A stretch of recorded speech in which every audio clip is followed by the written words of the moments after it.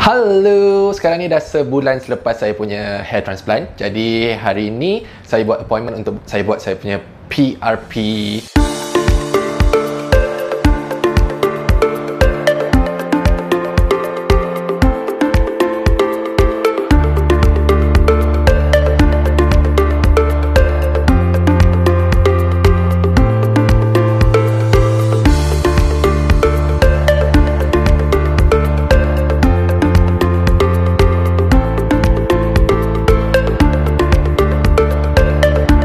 Jadi apa itu PRP? Apa kebaikan PRP? PRP ni dia boleh mempercepatkan pertumbuhan rambut korang dan juga menguatkan akar-akar rambut yang lemah tu, mana rambut yang gugur-gugur tu kan. Boleh cuba untuk buat PRP, okay?